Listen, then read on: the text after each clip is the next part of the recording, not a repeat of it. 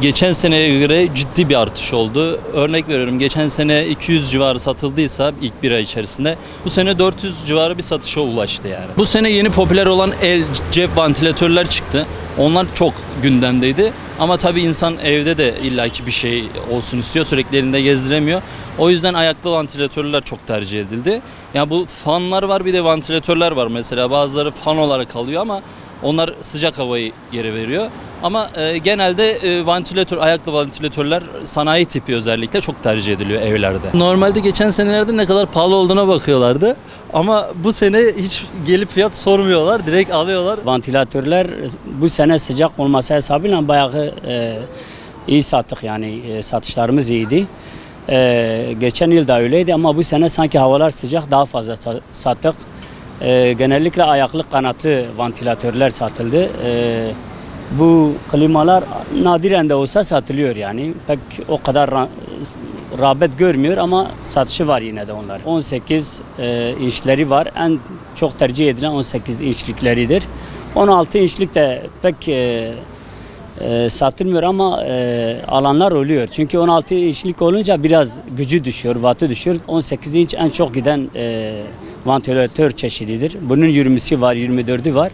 Pek satılmıyor onlar yani. Biz zaten sezon başından ürünlerimizi aldığımız için o fiyatla sezon sonuna kadar da herhalde devam edeceğiz. Ürünlerimiz elimizde, daha az çok bir şeyler kalmış. Satıyoruz yani, ürünler bitmek üzere. Zaten sezonda kapanmak üzere, bitmek üzere. %25 oranda bir değişim oldu.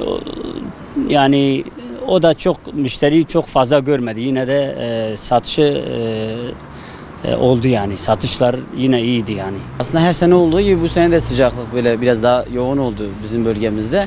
Bu sene biraz daha geç geldi. Sıcaklığı biz biraz daha geç gördük. Geç gördüğümüz için haliyle insanlar ilk önce aldırış etmediler vantilatör almaya. Ama Haziran ayından sonra Temmuz ayına girdiğimiz andan itibaren vantilatör ve sulu klima, yani satışlarımız birdenbire hızlanmaya başladı.